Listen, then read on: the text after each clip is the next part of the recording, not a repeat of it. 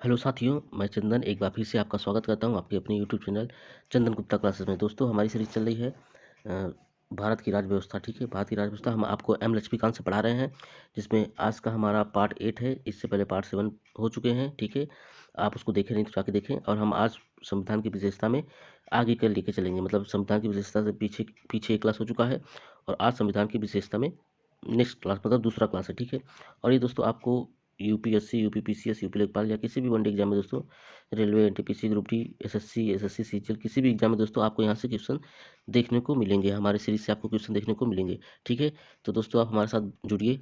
ठीक है, और चलिए हम शुरू करते हैं।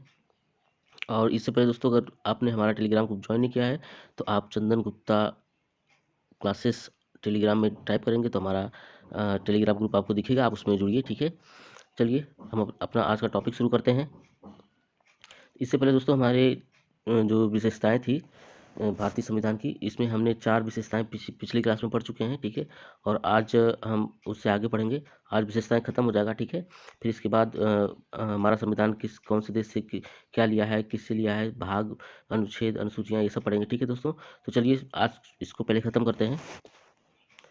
भारत सरकार का संसदीय रूप। ठीक है, मतलब जो सरकार का जो विशेषताएं हैं, इसमें भारतीय संविधान इसका संसदीय रूप है। मतलब संविधान का संसदीय रूप है। ठीक है, तो भारतीय संविधान ने अमेरिका की अध्यक्ष प्रणाली के बजाय, ठीक है, मतलब अमेरिका में अध्यक्षीय प्रणाली है, मतलब वहाँ पे राष्ट्रपति रहते हैं। ठीक है, उसके बजाय ब्रिटेन के संसदीय तंत्र को अपनाया है। ठीक है, मतलब ब्रिटेन का जो संसदीय तंत्र है उसको अपनाया है। ठीक है, संसदीय व्यवस्था विधायिका और कार्यपालिका के मध्य समन्वय व सहयोग का सिद्धांत पर आधारित है, जबकि अध्यक्षीय प्रणाली दोनों के बीच शक्तियों के विभाजन के सिद्धांत पर आधारित है।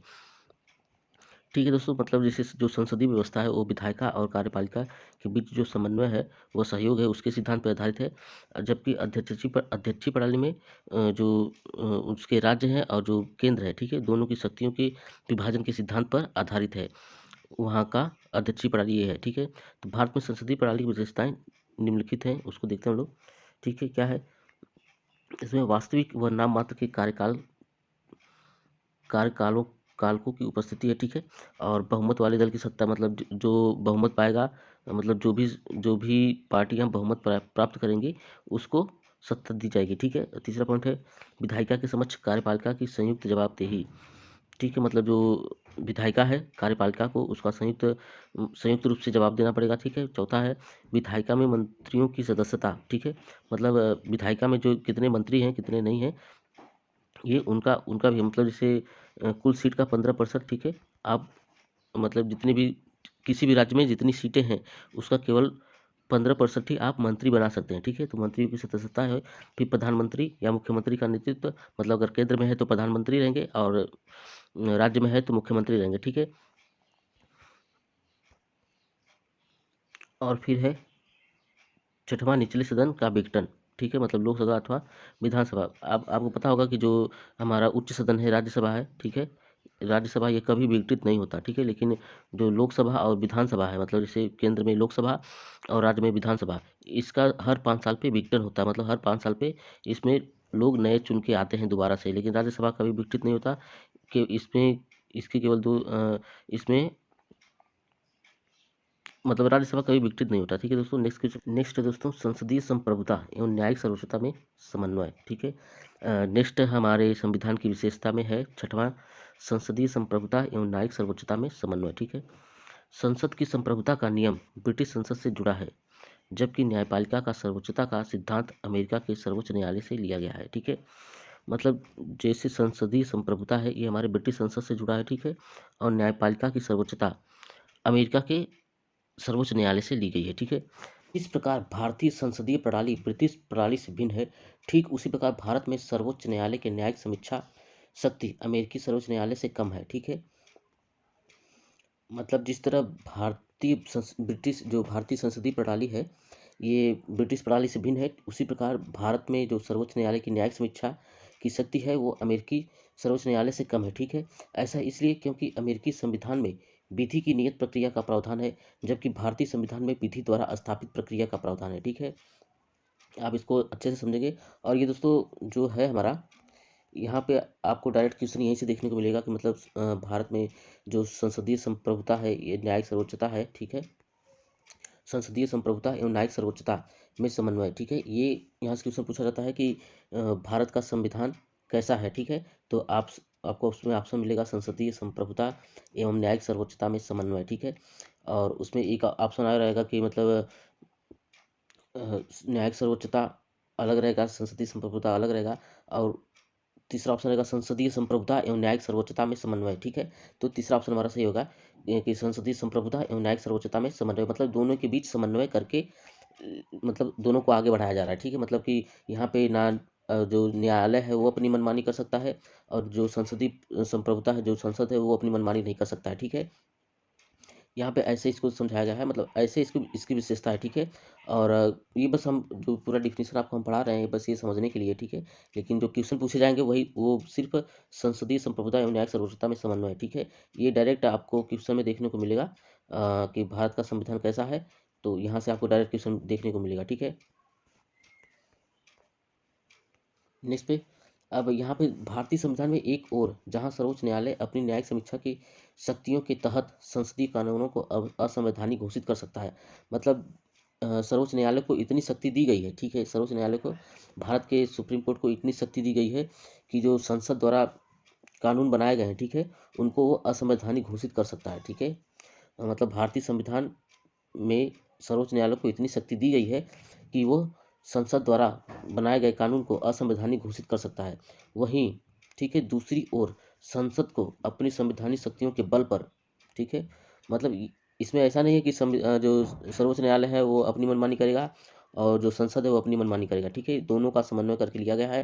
सर्वोच्च न्यायालय कानून को असंवैधानिक घोषित कर सकता है, वहीं संसद संवैधानिक शक्तियों के बल पर संविधान के एक बड़े भाग को संशोधित कर सकता है, ठीक है। मतलब संसद को अगर लगता है कि नहीं यहाँ ये कानून लाना चाहिए, तो वो उस पे संशोधन करके उसको कानूनी रूप दे सकता है, ठीक है, उस किसी भी कानून को। नेक्स्ट पे, और सत्वीं विशेषता है दोस्तों एकीकृत एवं स्वतंत्र न्यायपालिका, ठीक है। अब यहाँ से क्वेश्चन कैसे पूछेगा कि भारत के संविधान में क्या है, तो वहाँ पे बताएगा कि एकीकृत न्यायपालिका है, स्वतंत्र न्यायपालिका है, या फिर एकीकृत व स्वतंत्र न्यायपालिका है, और चौथा ऑप्शन रहेगा इनमें से कोई नहीं। तो आपको ऑप्शन यहाँ पे जो एकीकृत व स्वतंत्र न्यायपालिका दोनों है, ठीक है, मतलब एकीकृत और स्वतंत्र न्यायपालिका है, ठीक है। इसको इसको थोड़ा विस्तार से देखते हैं। भारतीय संविधान एक ऐसी न्यायपालिका की स्थापना करता है जो अपने आप में एकीकृत होने के साथ साथ स्वतंत्र है, ठीक है। मतलब वो अकेले है और स्वतंत्र है, मतलब वो कुछ भी कर सकती है। भारत की न्याय व्यवस्था में सर्वोच्च न्यायालय से शीर्ष पर है, ठीक है। भारत में जो न्याय व्यवस्था में सर्वोच्च न्यायालय शीर्ष पर है। इसके नीचे राज्य स्तर पर उच्च न्यायालय मतलब हाई कोर्ट है। फिर राज्य में उच्च न्यायालय के नीचे क्रमवार अधीनस्थ न्यायालय, ठीक है, जैसे जिला अदालत व निचली अदालतें हैं। ये न्यायपालिका की बात हो रही है, ठीक है। मतलब सुप्रीम कोर्ट जो है हमारा एकीकृत और स्वतंत्र न्यायपालिका है यहाँ पे, ठीक है। मतलब राज्य में भी है हाई कोर्ट, फिर जिला क्रमवार जिले अदालत हैं, ठीक है, और अन्य निचली अदालतें हैं। तो मतलब न्यायपालिका स्वतंत्र है, उसमें किसी भी तरह का हस्तक्षेप कोई नहीं कर सकता, ठीक है। सर्वोच्च न्यायालय शीर्ष न्यायालय है जो नागरिकों को मौलिक अधिकारों की रक्षा की गारंटी देता है और संविधान का संरक्षक है। इसलिए संविधान में इसकी स्वतंत्रता के लिए कई प्रावधान किए गए हैं, ठीक है। मतलब जैसे सर्वोच्च न्यायालय है वो शीर्ष न्यायालय है और ये नागरिकों के मौलिक अधिकारों की रक्षा की गारंटी देता है, ठीक है। अभी मौलिक अधिकार आगे आएगा तो हम बताएंगे।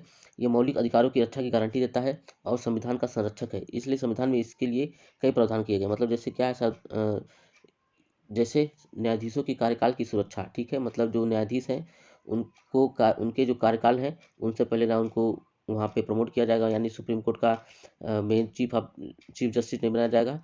और अगर उनका कार्यकाल उसमें आता नहीं है तो उसको नहीं बनाया जाएगा, ठीक है। फिर न्यायाधीशों के लिए निर्धारित सेवा शर्तें हैं, मतलब उनकी जो सेवा शर्तें हैं वो कैसे कैसे क्या होंगी वो उसको है। फिर भारत में संचित निधि से सर्वोच्च न्यायालय के सभी खर्चों का वहन, मतलब जो भारत में संचित निधि होती है उसमें सर्वोच्च न्यायालय के सभी खर्चों का वहन होगा। फिर विधायिका में न्यायाधीशों के कामकाज पर चर्चा पर रोक, मतलब जैसे जो विधायिका जो कानून बनाते हैं, मतलब संसद में जो कानून बनाया जाता है, मतलब विधायिका विधायिका मतलब वो है दोस्तों कि जो विधि का जमीनी रूप पे अनुसरण करे, मतलब जैसे जो भी कानून बन गया तो उसको जमीनी रूप पे उसको लागू करे, वो विधायिका है, ठीक है। लेकिन विधायिका न्यायाधीशों के कामकाज पर चर्चा पर रोक लगाएगी, मतलब विधायिका न्यायाधीशों के कामकाज में हस्तक्षेप नहीं करेगी, ठीक है। और फिर सेवानिवृत्ति के बाद अदालतों के कामकाज पर रोक, मतलब जैसे कोई भी वकील है या तो अगर वो सेवानिवृत्त हो जाता है तो उसके कामकाज पर रोक लग जाएगी, वो सुप्रीम कोर्ट में फिर दोबारा से काम नहीं करता है, ठीक है। अवमानना के लिए दंड देने की शक्ति, कार्यपालिका से न्यायपालिका को अलग रखना इत्यादि, ठीक है। ये सभी एकीकृत व स्वतंत्र न्यायपालिका के अंतर्गत आते हैं, ठीक है। मतलब यहाँ पे जो हमारा न्यायपालिका है वो स्वतंत्र है पूरी तरीके से, उसमें किसी किसी भी तरीके का हस्तक्षेप बर्दाश्त नहीं किया जाता है, ठीक है। फिर 8वां है मौलिक अधिकार। संविधान के तीसरे भाग में, मतलब जो हमारे 25 भाग हैं संविधान के, वर्तमान में 25 भाग हैं, तो इसके तीसरे भाग में 6 मौलिक अधिकारों का वर्णन किया गया है, ठीक है। और ये क्या क्या है इसको देखते हैं हम लोग। पहला है समानता का अधिकार, ठीक है। समानता का अधिकार ये अनुच्छेद 14 से 18 है। फिर स्वतंत्रता का अधिकार, यहाँ से क्वेश्चन पूछे जाते हैं दोस्तों कि समानता का अधिकार किस अनुच्छेद के अंतर्गत आता है, तो अनुच्छेद 14 से 18 के अंतर्गत। फिर स्वतंत्रता का अधिकार किस अनुच्छेद के अंतर्गत आता है, तो ये है 19 से 22 के अंतर्गत। फिर शोषण के विरुद्ध अधिकार किस अनुच्छेद के अंतर्गत आता है, तो ये 23 से 24। इसको आप ध्यान में रखेंगे, यहाँ से क्वेश्चन पूछे जाते हैं। शोषण के विरुद्ध अधिकार अनुच्छेद 23-24। फिर धार्मिक स्वतंत्रता का अधिकार अनुच्छेद 25 से 28। फिर सांस्कृतिक व शिक्षा का अधिकार अनुच्छेद 29 और 30। फिर संवैधानिक उपचारों का अधिकार अनुच्छेद 32, ठीक है। तो ये दोस्तों क्वेश्चन पूछे जाते हैं, ये हमारे मौलिक अधिकार हैं। पहले मौलिक अधिकार 7 होते थे। एक जो संपत्ति का अधिकार था उसको ये मौलिक अधिकार से हटाकर उसको एक कानूनी अधिकार बना दिया गया है, ठीक है। पहले जो हमारे मौलिक अधिकार थे वो 7 थे, अभी 6 हैं। तो संवैधानिक उपचारों का अधिकार अनुच्छेद 32, ठीक है। इसको आप याद रखेंगे। मौलिक अधिकारों का उद्देश्य राजनीतिक लोकतंत्र की भावना को प्रोत्साहन देना है, ठीक है। मतलब मौलिक अधिकार का उद्देश्य शुद्ध राजनीतिक लोकतंत्र की भावना को प्रोत्साहन देना है। यह कार्यपालिका और विधायिका की मनमानी कानूनों पर अवरोधक की तरह कार्य करता है। मतलब आप कार्यपालिका और विधायिका समझ रहे होंगे। देखिए 3 चीज़ें होती हैं, कार्यपालिका, न्यायपालिका और विधायिका, ठीक है। कार्यपालिका क्या है, जो कानून बनाएगा। न्यायपालिका क्या है, उस कानून का संरक्षण करेगा, ठीक है।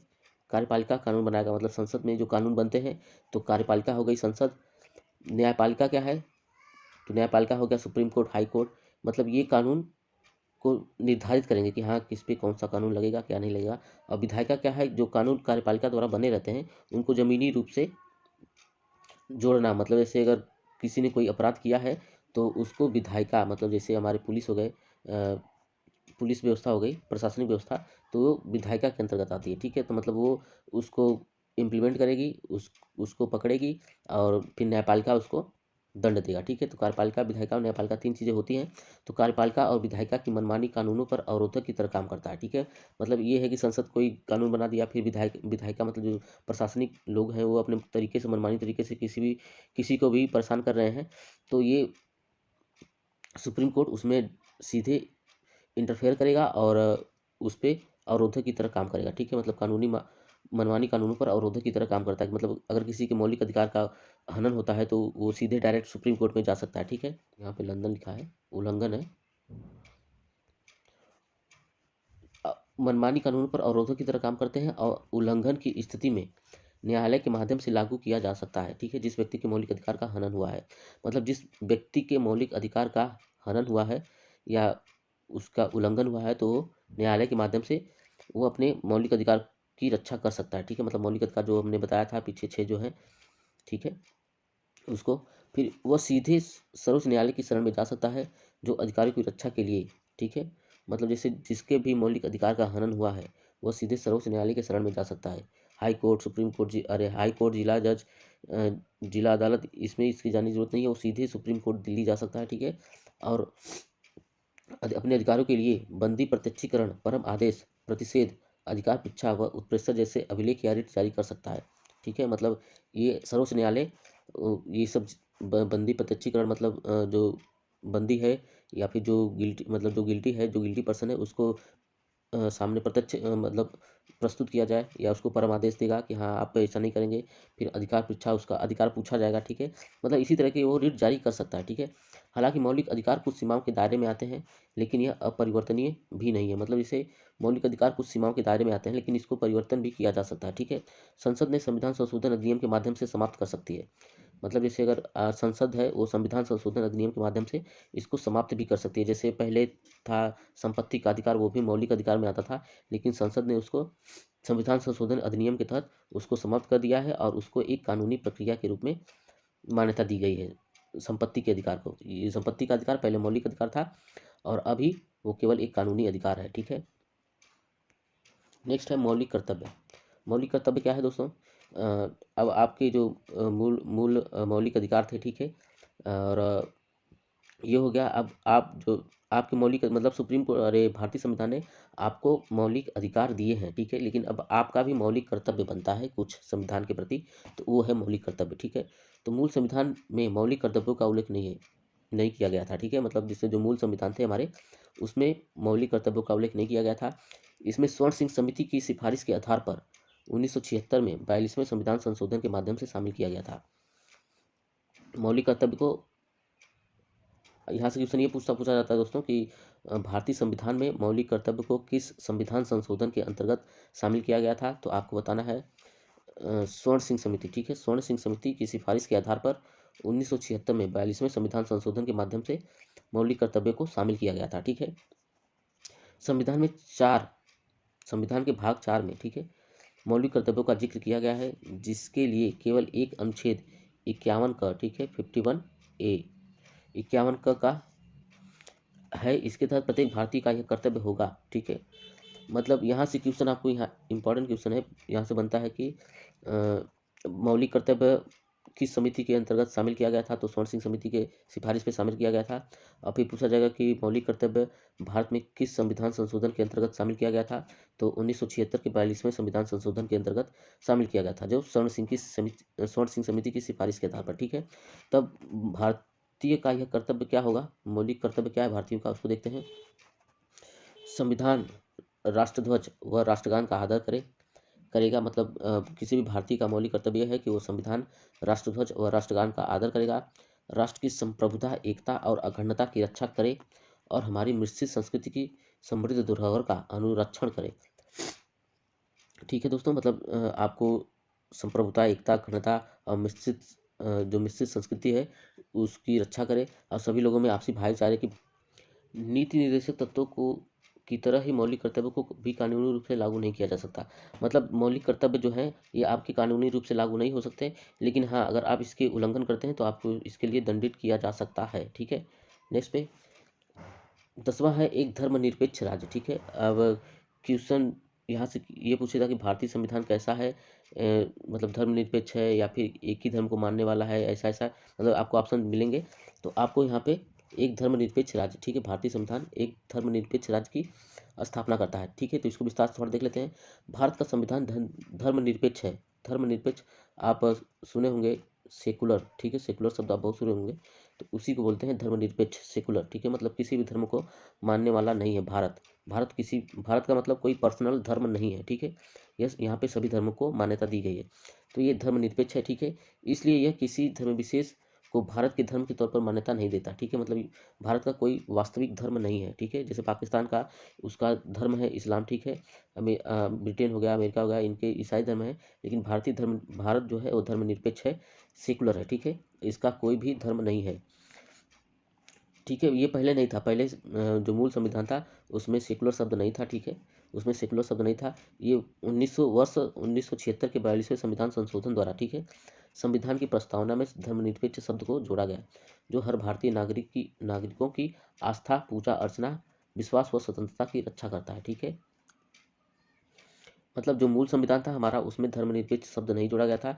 ये इसमें जो प्रस्तावना में दोस्तों धर्मनिरपेक्ष शब्द जोड़ा गया है, कब? 1976 के 42वें संविधान संशोधन के अंतर्गत। ठीक है, आपको पता होगा कि जो 1976 का 42वां संविधान संशोधन है, इसको मिनी कॉन्स्टिट्यूशन भी कहते हैं। ठीक है, अब नेक्स्ट है दोस्तों सार्वभौम वयस्क मताधिकार। ठीक है, मतलब भारतीय संविधान की विशेषता में एक आता है कि वयस्क मताधिकार, मतलब सभी लोग, जितने भी वयस्क लोग हैं वो मताधिकार कर सकते हैं, उनको मत अपने वोट देने का अधिकार है। ठीक है, तो भारतीय संविधान द्वारा राज्य विधानसभाओं और लोकसभा के चुनाव के आधार पर सार्वभौम वयस्क मताधिकार को अपनाया गया। ठीक है, हर वह व्यक्ति जिसकी उम्र कम से कम 18 वर्ष है, उसे धर्म, जाति, लिंग, साक्षरता, अथवा संपदा इत्यादि के आधार पर कोई भेदभाव नहीं किए बिना मतदान करने का अधिकार है। ठीक है, मतलब अ, कि कोई व्यक्ति, भारत का हर वो व्यक्ति जिसकी उम्र 18 वर्ष है, ठीक है,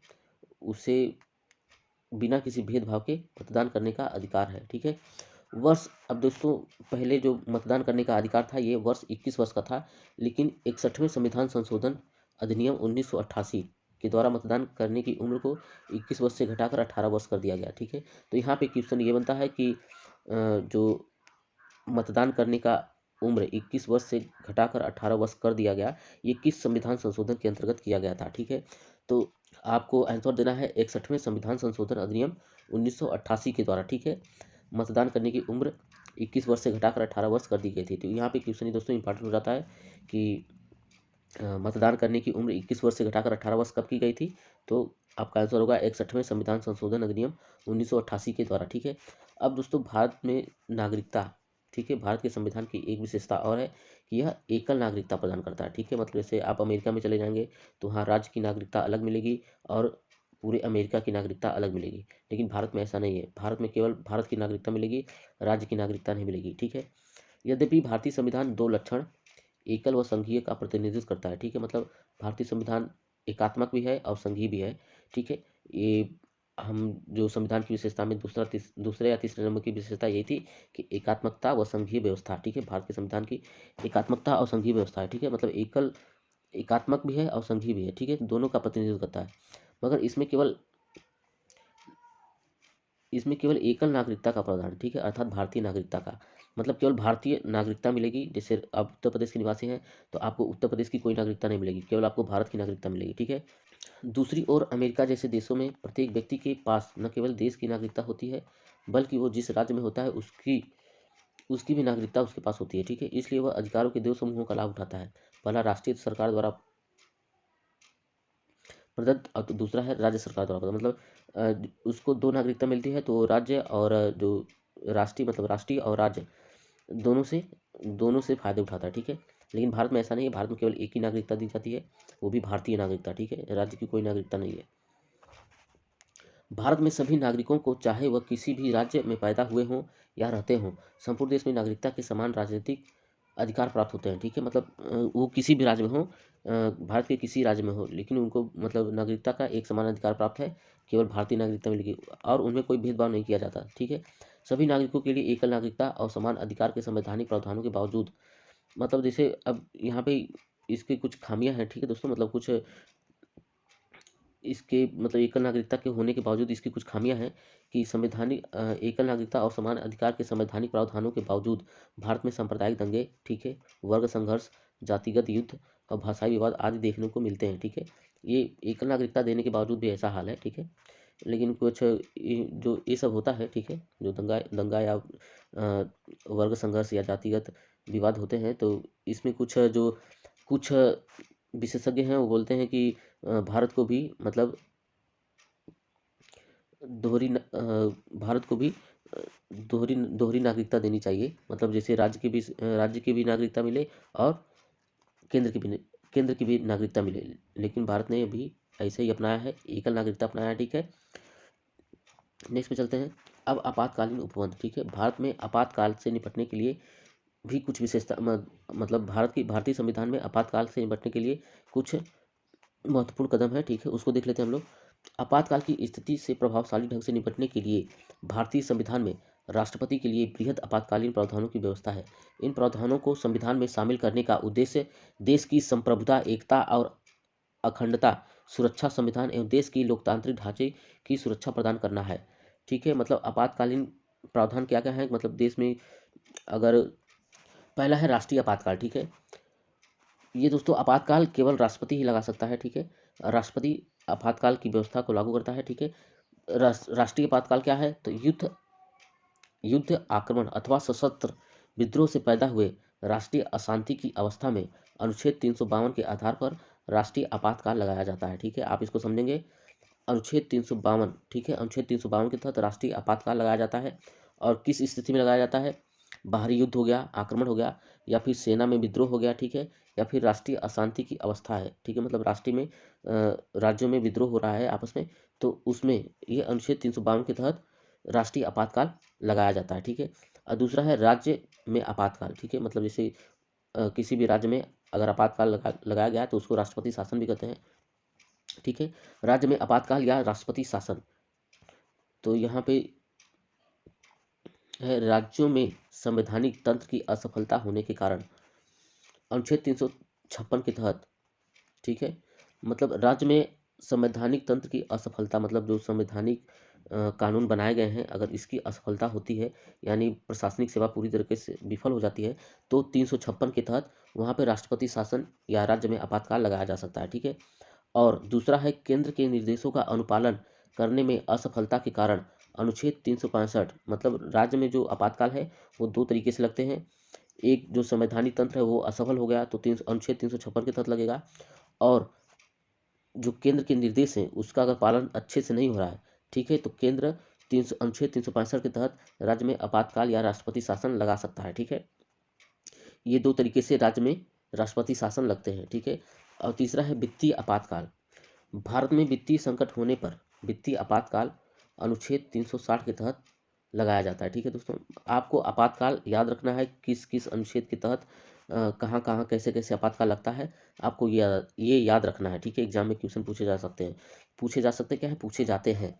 मतलब अगर पूछेगा वित्तीय आपातकाल किस अनुच्छेद के अंतर्गत लगेगा, वित्तीय आपातकाल आप समझ रहे होंगे। वित्तीय आपातकाल मतलब जैसे वित्त का संकट, भारत में अगर वित्त का संकट हो जाता है तो वित्तीय आपातकाल लगता है, और ये अनुच्छेद 360 के तहत वित्तीय आपातकाल लगाया जाता है, ठीक है। आपातकाल के दौरान देश की पूरी सत्ता केंद्र सरकार के हाथों में आ जाती है, ठीक है, और राज्य केंद्र के नियंत्रण में चले जाते हैं।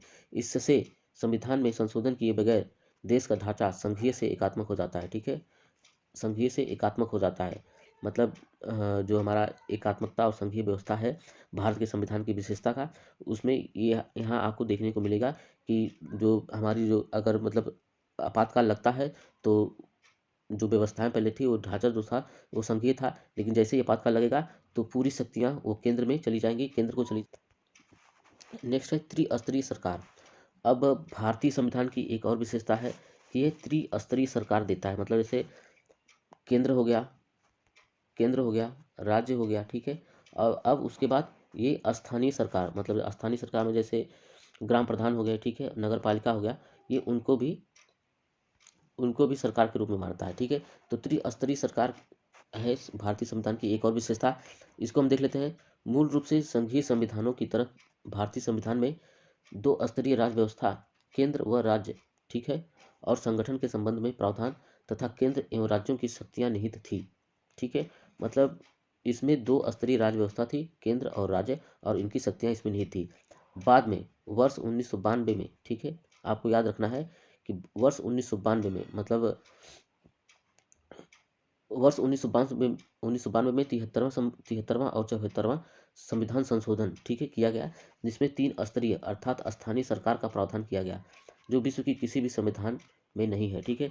आपसे यहाँ से क्वेश्चन पूछा जाएगा कि जो स्थानीय सरकार को मान्यता किस संविधान संशोधन के तहत मिली, तो आपको बताना होगा 73वें और 74वें, मतलब स्थानीय सरकार में अगर ग्राम पंचायत आएगा तो 73वें संविधान संशोधन, और नगर पालिका आएगा तो 74वें संविधान संशोधन 1992 के तहत स्थानीय सरकारों को मान्यता मिली, ठीक है। इसको देखते हैं।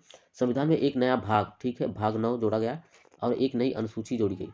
कौन सी अनुसूची थी? 11वीं अनुसूची जोड़कर वर्ष 1992 के 73वें संविधान संशोधन के माध्यम से पंचायतों को संवैधानिक मान्यता प्रदान की गई, ठीक है। मतलब भाग 9 और 11वीं अनुसूची में पंचायतों को संवैधानिक मान्यता मिली, कौन से संविधान संशोधन के तहत? 73वें संविधान संशोधन के माध्यम से, ठीक है। और इसी प्रकार 74वें संविधान संशोधन विधेयक 1992 में एक नया भाग, ठीक है, 9 का जोड़ा गया, भाग 9 का, तथा नई अनुसूची 12वीं अनुसूची जोड़ी गई, ठीक है। यहाँ पे जो अनुसूचियां हैं उसमें 11वीं अनुसूची ग्राम पंचायतों के लिए है, और 12वीं अनुसूची नगर पालिकाओं, ठीक है, अर्थात शहरी स्थानीय सरकारों को संवैधानिक मान्यता देती है, ठीक है। यहाँ से क्वेश्चन ये पूछा जाएगा, अभी अनुसूचियाँ हम पढ़ाएंगे तो उसमें हमको बताएंगे कि कौन सी अनुसूची में क्या क्या है, कौन से भाग में क्या क्या है, ठीक है। इसके बाद वही होगा, वही आने वाला है कि कौन सा भाग है, कौन सी अनुसूची है, ठीक है, यही सब आएंगे। और आज की जो संविधान की जितनी विशेषताएं थी वो आज समाप्त हो जाएंगी, ठीक है। तो दोस्तों का वीडियो आपको पसंद आ रहा है तो आप इसको लाइक करें, सब्सक्राइब करें, और अपने दोस्तों के पास ज़्यादा से ज़्यादा शेयर करें, ठीक है।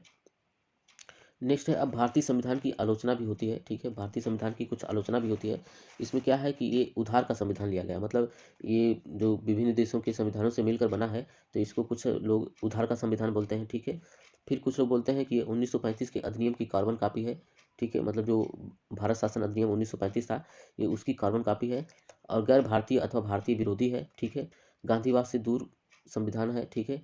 इसका आकार बहुत विशाल है, ठीक है। इतना बड़ा संविधान कहीं का नहीं होना चाहिए, और ठीक है। और इसको वकीलों का स्वर्ग भी बोला जाता है, मतलब इसे, इसमें इतने कानून हैं भारत के संविधान में, तो ये वकीलों का स्वर्ग बोला जाता है, ठीक है दोस्तों।